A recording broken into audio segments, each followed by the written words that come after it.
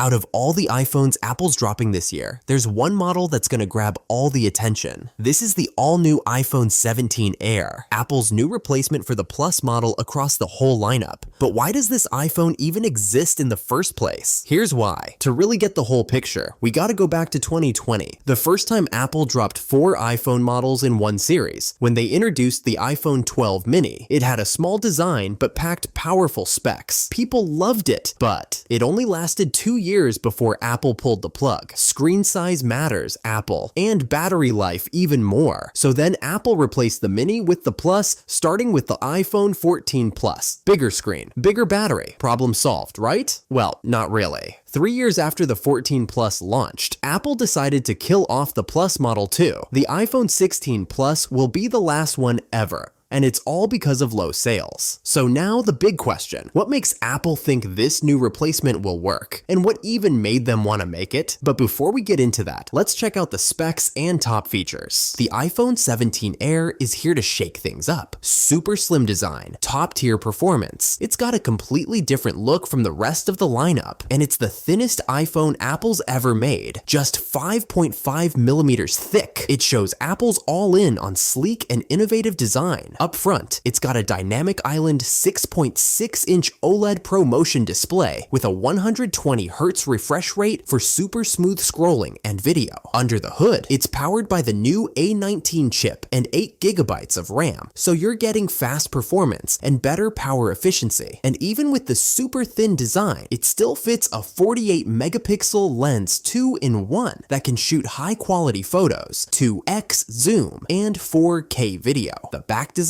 completely fresh. Leaked reports show a horizontal camera bar stretching across the top. It gives the phone a sleek and premium look to match its thin build. Sounds great, but what's the catch? Alright, let's put the specs aside for a second and talk about the real-world challenges this ultra-thin iPhone might face. With a body that's just 5.5 millimeters thick, there are 3 big concerns. 1. Bending. Yeah, super thin means it might be easy to bend, just like the iPhone 6 Plus back in 2014. But Apple's come a long way since then. They already made the new iPad Pro even thinner at 5.1 millimeters, and that thing's solid. So chances are they've figured this out. A thinner body means less space inside, which usually means more heat and harder cooling. But according to leaks, Apple's gonna use a vapor chamber for heat dissipation, a tech that's proven to be really effective in other devices. Battery life. This one's tough. Smaller body equals smaller battery. And since Apple isn't expected to use silicon carbon battery tech before 2026, this phone will probably stick to current battery types. Still, with the new energy-efficient chips like the C1 and A19, we can expect decent battery life. But here's the real question. Would you be willing to sacrifice a bit of battery life for that super sleek, ultra-thin design? After all of this, why is Apple making this iPhone? Well, the mini didn't work. Too small, bad battery. The Plus didn't work. Bigger screen, better battery, but still didn't sell. Now comes the 17 Air, a fresh attempt from Apple to reboot iPhone sales with a new category, different from the 3 main ones: base model, Pro, and Pro Max. This new one really nails it. It's super stylish, lightweight, and ultra thin, with full iPhone capabilities. And if it works out, which seems pretty likely, this could become the future of the iPhone, maybe even the future of Apple. Before we get to the price, here's why the iPhone 17 Air might actually be Apple's future. Apple's known for gradually preparing people for big changes. This could be the first step toward even lighter devices, better battery tech like silicon carbon, and eventually a foldable iPhone. To make a foldable phone, the design has to be thin enough so that when folded, it doesn't feel bulky or weird. So think of the iPhone 17 Air as a test run before they step into the foldable space. It also sends a message that Apple is still leading the way in innovation, making their thinnest iPhone ever while still keeping a powerful chip and solid build. That's a serious engineering flex. This could be the beginning of a whole new wave of iPhone design, and based based on the buzz, it's probably gonna be a hit. Not just because of how it looks, but also because of the price. Apple's expected to officially announce the iPhone 17 Air in September 2025, along with the rest of the iPhone 17 lineup. At first, rumors said it would be priced at $1,299, but that didn't really make sense for what this phone offers. Now, more reliable leaks are saying it'll cost $899, the same price as the old Plus models. And that could be a huge reason this phone succeeds. You're getting that ultra-thin, stylish build at a pretty solid price. Way more appealing than the Mini or Plus ever were,